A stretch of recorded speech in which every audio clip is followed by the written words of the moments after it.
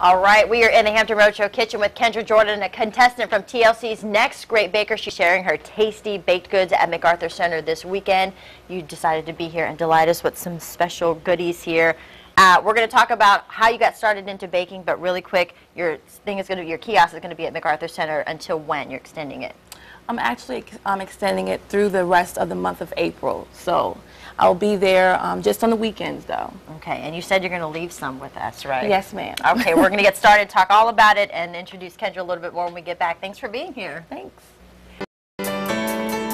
Welcome back, everyone. We have a special treat in the Hampton Roadshow kitchen. Kendra Jordan of Keisha Joe Bakes from Next Great Baker on TLC is opening up a cupcake kiosk at MacArthur Center. She's here with a little preview of what you're going to find there, of course, just in time for Easter. Kendra, welcome to the Hampton Roadshow. Thanks for having me. Congrats on the Next Great Baker. How fun was that on TLC? It was a lot of fun. Very different from my normal, work too. A lot of work. Well, before we talk about the cupcakes and what you brought, let's talk about how you kind of got started in the whole baking arena. I was looking at your website. You said you're very creative, you're very artistic, but this kind of happened out of you going through something.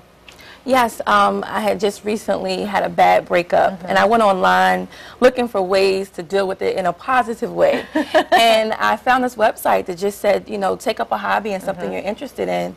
And at that time, I used to love to watch cake shows, so I went to Michael's Arts and Crafts, took one class, and I was hooked. Really? Yep. All right, so did you come up with all these on your own? Let's go start over here, talk about, it looks like red velvet. Yeah. What you have, the toppings and all of that good stuff, and then we'll talk about the kiosk at MacArthur. Okay, this is of course the classic Southern red velvet with cream cheese icing.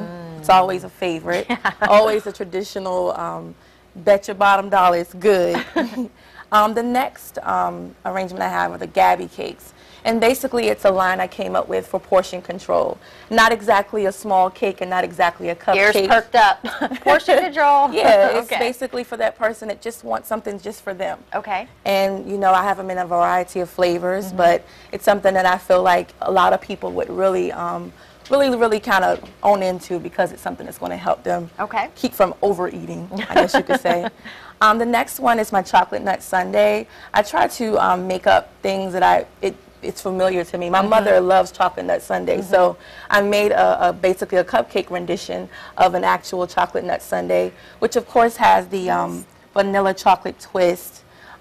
Cream was like a cheese icing to it as well, and it has nuts, and I made a little fondant cherry on top. Oh, okay. And it comes with a fork. You don't have to eat it with the fork. But it just gives the whole feel of the sundae. It just gives you the whole feeling of a sundae. The last one, certainly not least, is my new breakfast cupcake. I thought about, you know, donuts are really sweet, and people eat them in the morning for breakfast, and also muffins as well. And I said, well, what about a cupcake? How come that doesn't have a center stage in the breakfast, you know, menu? So I came up with the breakfast cupcake, which is pancake, bacon, and egg, and basically it's laced with bacon, like you would normally fix bacon. Yes, it's inside of the cupcake. And it's adorned with a fondant. It looks like it's not a real egg, but it's just a fondant egg.